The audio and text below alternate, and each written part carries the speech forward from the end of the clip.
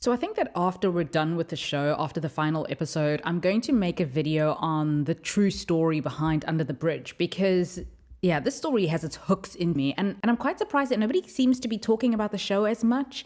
Not in the way that they were talking about similar shows like Mayor of Easttown, Cruel Summer, maybe even Yellow Jackets. Shows with similar themes of very troubled teens with a kind of true crime vibe. Anyway, if you thought that last episode was intense, this one is even more so. Episode 5 starts in the water under the bridge. We see Reena's boots and suddenly someone wearing jeans comes out of the water to take the boots. It's Kelly. She explains to Joe in the present that she just left Reena there. She did them a favor because Reena would have gone to the cops after the group beat her up. Dusty is properly freaked out and she says that she's out. But Joe says that she needs to get it together. Honestly, I'd have figured that Joe was more the type to look out for herself and distance herself from Kelly because even she looks momentarily spooked. I do wonder why she's willing to cover for Kelly, apart from the fact that she doesn't really have anybody else. Anyway, Joe tells Dusty that they're family and family looks after their own. Kelly's sure that the dirt on the boots will come off, but Joe, possibly lying, we don't know, says that they're not her size. By the way, Kelly in these moments is completely calm. She seems quite disconnected to what she's done. Not really disassociating as such, but while the other two girls understand the gravity of killing somebody, it doesn't seem to bother her at all. So remember at the end of last episode in one of the timelines, Reena had just arrived at Seven Oaks after she accused her father of hurting her. Anyway, on her first night at Seven Oaks, Joe comes over to her room to give her a drink and have a mini sleepover. She says that, yeah, she knows that the first night can be a little difficult. Rebecca and Cam catch up at Reena's funeral and Cam tells Rebecca that there was no proof that Reena's dad did anything to his daughter. It's known also that the girls were up to something somehow involved. Rebecca suggests that Cam use the media to scare the girls a little. And Rebecca, will work on getting Joe to trust her again. Cam says on TV then to reporters that a group of girls that Reena considered her friends were involved in the attack. The girls see this at the house at Seven Oaks, and two of the girls, Joe and Dusty, are shaken, but Kelly doesn't have a care in the world. Cam says to her dad in the car that she spoke to the arresting officer in the Majid case, and Reena had said that her dad tied her to a chair and beat her up with a hammer, but she refused to let anybody examine her for bruises or injuries. She didn't have any. But they were very quick to assume that Majid was guilty. And she wonders if some kind of racial prejudice was at play. Joe and Reena are giggling the night away as they drink, and for a moment it seems like they're genuinely friends. Joe's guard is let down a little and she just seems like a teenager having a sleepover. Joe asks Reena then if she feels bad about her dad, and Reena, she looks kind of guilty and she says she doesn't know. And she asks Joe if she feels bad about making up stuff about somebody who did something to her, and Joe says, well, I didn't make it up. At school, the kids' lockers are searched and Cam is handed a scrapbook with disturbing doodles. This is Kelly's scrapbook and the doodle of Reena is pretty racist. You see, when Cam did mention the possibility that this murder was racially motivated, her father disagreed with her and said that they live in a multicultural town. That kind of thing doesn't happen here. They don't have gangs. And he doesn't believe this could have been racially motivated. The school is kind of a hive of activity at this time as the police are there searching lockers, kids are coming forward about the initial attack, and some reporters are trying to get comments from the girls. Rebecca comes and picks them up from school, takes them to a diner to eat, and she says that she wants to give them the heads up that the police are looking to pin this on them. They already know that the girls were the ones who started that initial fight. Kelly says that they should do what gangsters do and go on the run to Mexico. And for a minute, she changes into this kind of authoritative teenager, grabbing Rebecca's wallet and taking $60, making sure that Rebecca can drive them to where they need to be to get more money before they leave town. Also, in the wake of Reena's death, Majid's criminal record, that was expunged because he was falsely accused, is brought up again. But of course it's brought up in the context that Reena and her father weren't close and they mention the allegations. But in this news report, it doesn't mention anything about the criminal record being expunged and him being innocent after all. Back at Seven Oaks, Reena is still alive. Things are already going south for her. Both Kelly and Joe exclude her from the group and won't let her sit on the couch with them. They tell her that she's not in the gang. They do invite Dusty instead. Kelly tells Reena that just because Reena lives there now doesn't mean that she, Kelly, isn't Joe's best friend. What's interesting in the scene is that I got the sense that had Kelly not said anything, Joe might not have minded or cared that Reena sat on the couch in between them. It was only when Kelly started talking down to Reena that Joe felt, I don't know, that it kind of validated her as a leader.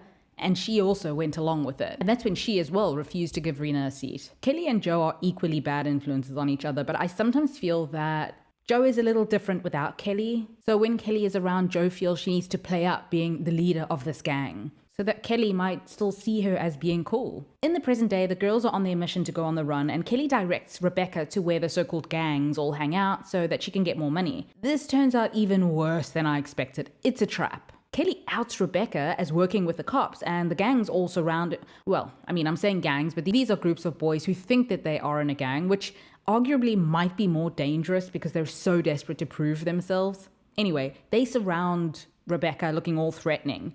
Even Joe and Dusty don't like this, but they remain silent. Just then, Warren breaks the crowd up and says that he'll talk to Rebecca. He offers her a piece of acid for her to prove that she's not law enforcement, and she takes it. If you remember, Rebecca once bought Warren food when he was hungry, abandoned by his dad, and he opened up to her a little bit. So while he's still an untrustworthy thug type, Rebecca is marginally safer with him there. And in any case, there seems to be a sensitivity to Warren, which makes him seem not as bad as the others. Just then, Kelly leaves Rebecca there, meaning to run away because she thinks that Rebecca is setting them up and she wants to go to Mexico. Joe and Dusty are getting less convinced of this plan as time goes by. They think Kelly's crazy, but Kelly says that they should pin the murder on someone else. So they all call the police department and pin the murder on Warren. Later, Rebecca sobers up in her car. She's not completely okay yet, so she calls Cam and says that she tried to get the girls to trust her and she thinks she took it too far. She hallucinates seeing her brother Gabe, but it's actually Warren who tells her that she should come down before driving. They sit and chat then, and he opens up to her. She says that she can relate, and she says that when she was 13, her brother drowned in the ocean, and she always felt like it was her fault. That's when he tells her he saw what happened to Reena. He watched her die. In the older timeline, Reena comes home and tells her dad that she wants some clothes, it's cold. Her father says that he can't trust her anymore and he can't be talking to her anyway, she needs to leave. As she lights up a cigarette out on the curb, some clothes are left for her outside of the door. We see her back at Seven Oaks then, writing a letter to the Crown, as in the courts, apologizing and admitting that she made a mistake. She lied. Just then Dusty comes in, apologizing for the girls not letting Reena come with them to a party, and she says that that wasn't fair. Dusty admits then that they didn't even allow her to go into the party. They made her stand at the door because they said that they needed a bouncer. She also says that they invited some other people into the gang. Out of all the girls, Dusty is the one that I want to simultaneously shake and give a hug to the most. There's a gentleness and a kindness about her, even though she's surrounded by these mean girls. It's as though this kind of street life, hanging out with gangs and such, it hasn't really hardened her. She also has too much common sense for this, so I want to save her so much. She also tells Reena that she found her mom's earrings in Joe's bag, and she gives them back to Reena. Dusty goes back to her sister's house then and tearfully apologizes to her. She says that she doesn't want to live at Seven Oaks anymore. She'll cook and clean, and she promises that she's not high. She doesn't do that stuff anymore. Her sister tells Dusty, well, you put a knife to my child's throat. And, she needs to keep her kid safe. Just then Cam shows up and says that there's a protective order in place. So Dusty isn't actually allowed around her family, and it was her sister who called the cops. This really sucks because I feel like Dusty deserves this second chance. But anybody who's lived with a criminally troubled teenager will know that this is probably Dusty's sister at the end of her rope. It had taken a lot of steps to get to this point, and you can't blame her for keeping that boundary. At the station, Cam plays back the tape of Kelly's call to the police. Joe and Dusty had also made separate calls, pinning the murder on Warren. Cam points out then that Dusty has been expelled from school 3 times, but Kelly and Joe have never been expelled. She tries to tell Dusty that she has a chance and she shouldn't be ruining her life for these girls. Cam also points out that things can be a little different for them, for people who are not white. And she's not wrong, but